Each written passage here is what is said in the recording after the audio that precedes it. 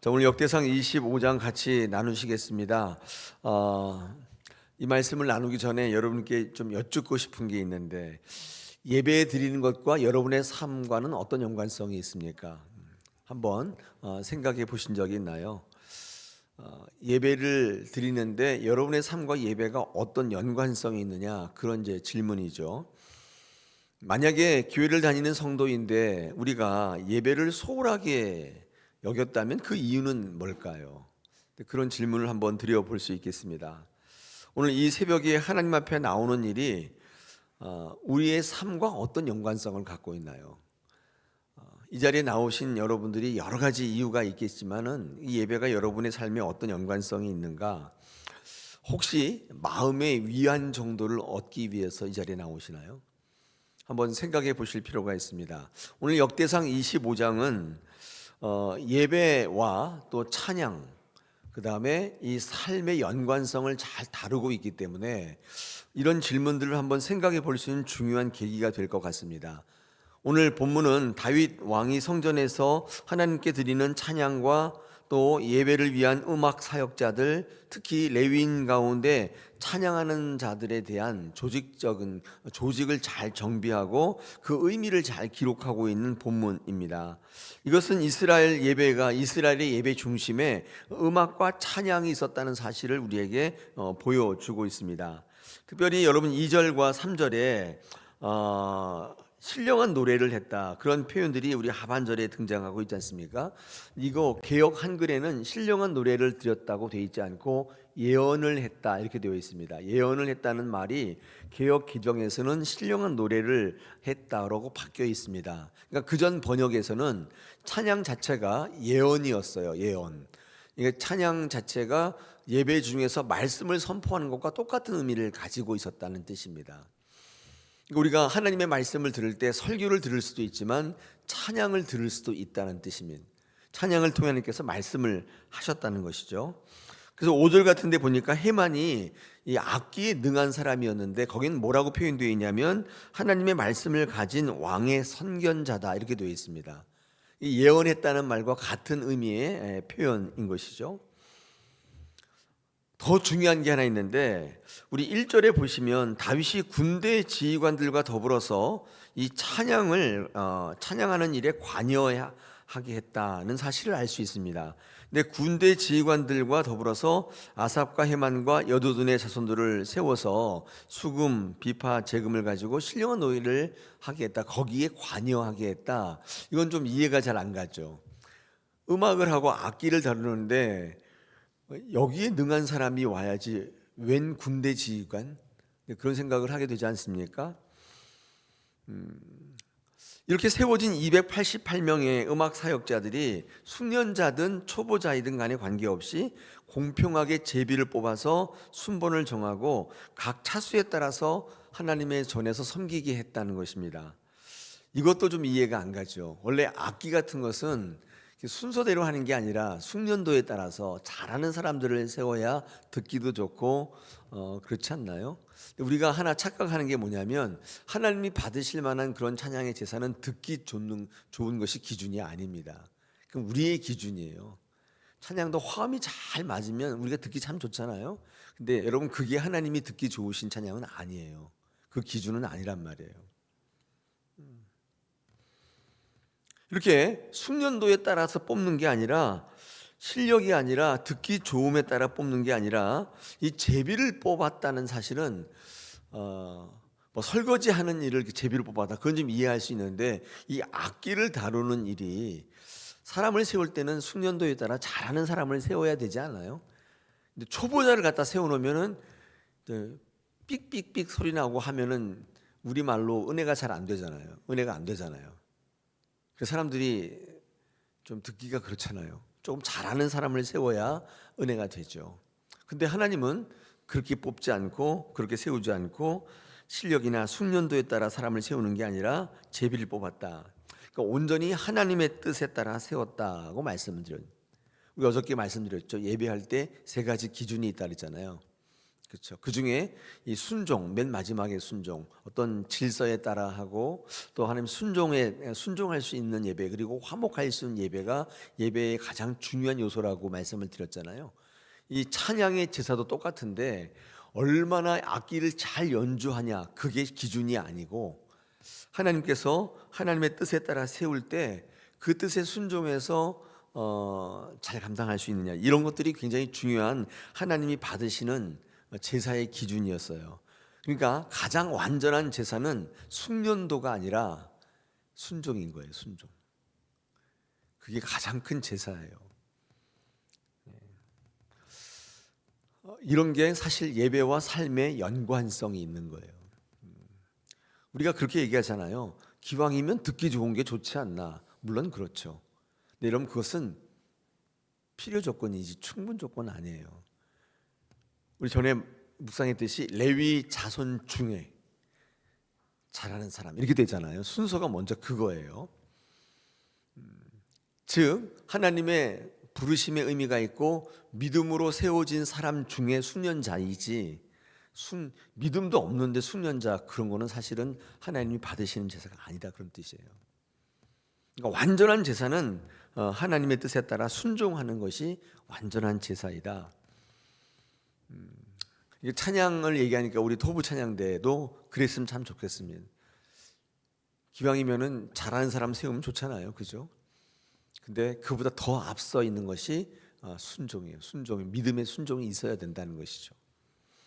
자, 아까 제가 이렇게 얘기했듯이 오늘 이 말씀을 묵상할 때 가장 큰 교훈이 왜 군대 지휘관들이 찬양대에 관여했던 것일까? 여러분, 이것은 이 예배 중에 찬양은 단순히 예전적 의례가 아니었고 아마도 삶의 전쟁이라고 보았던 것이 아닐까, 그런 생각을 해봅니다. 군대 지휘관들이 와서 이렇게 봤단 말이에요.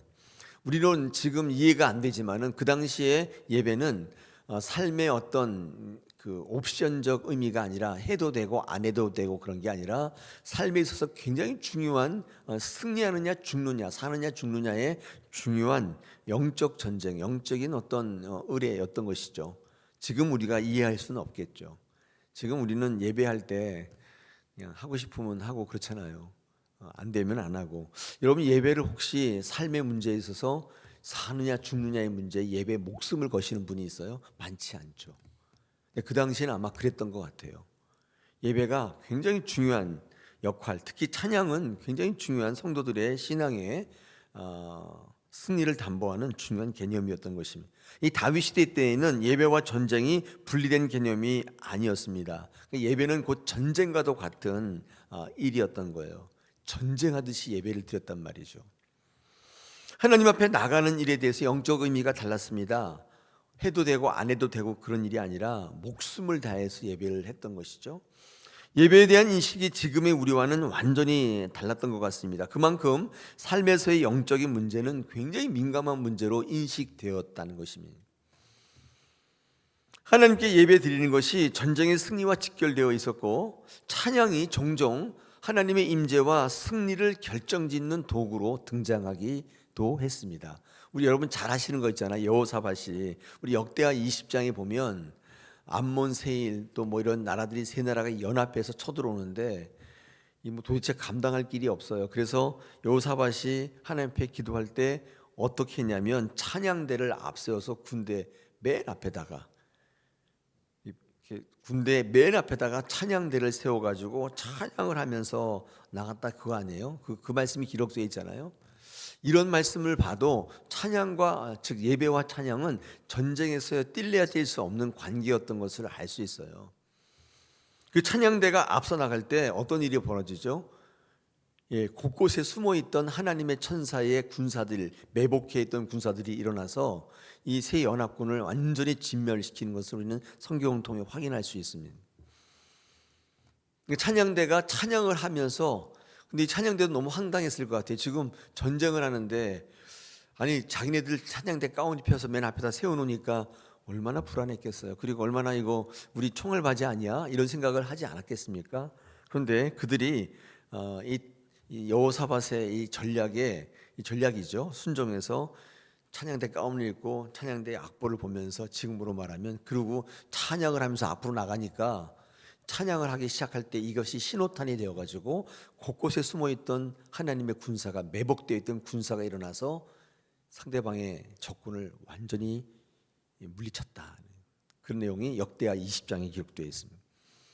하나의 전설일까요? 전설에 따라 삼천리일까요? 야, 신기하다. 이거 전설이구나. 그럴까요?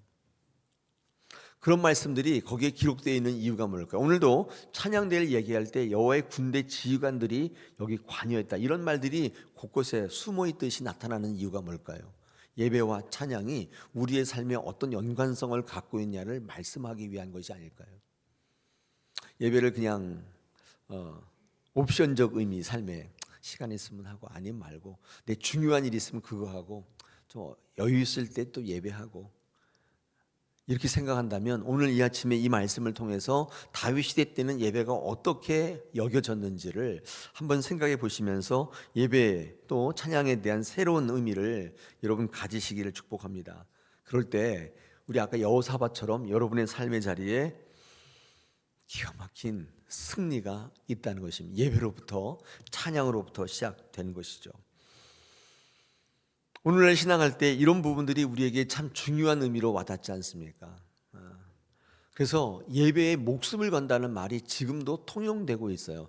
많은 분들은 예배에다가 왜 목숨을 거냐 이렇게 생각할지 모르지만 이런 시대가 있었습니다. 시대가 있었어요.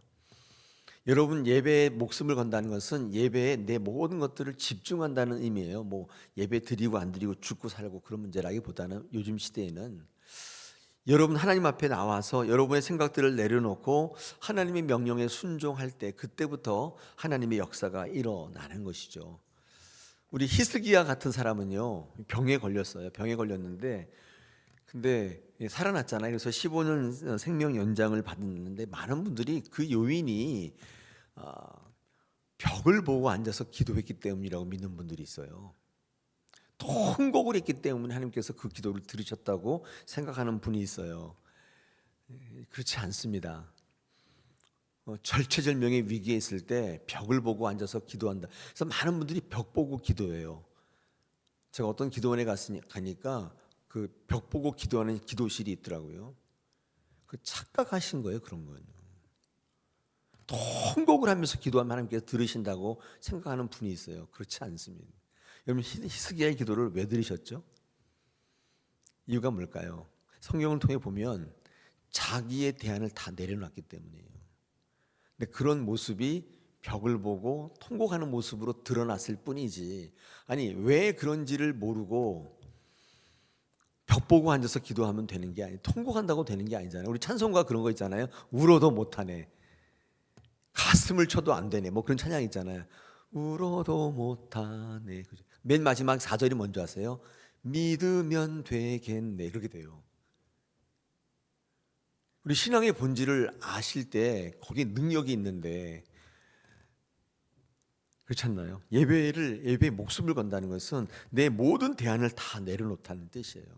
여러분, 이것이 하나님 앞에 상달되는 기도 예배의 가장 중요한 요소예요. 예배 드리면서 여전히 나를 붙잡고 있어요. 나를 위하여 내 어떤 대안을 가지고. 여러분, 그래서 부자가 천국에 못 간다는 이유가 거기 있는 거예요. 왜냐하면 내가 붙잡고 있는 게 계속 있는 거예요. 믿고 있는 게 있어요. 그것 때문에 하나님 앞에 안 나가요. 여러분, 교수님들 가운데 신앙이 별로 없는 분들이 굉장히 많고, 교수님들한테 죄송한데 교수님들을 모셔서 단에 세우면 별로 이렇게 은혜가 없어요. 왜냐하면 그분들이 믿고 있는 게 그 지식이 있거든요.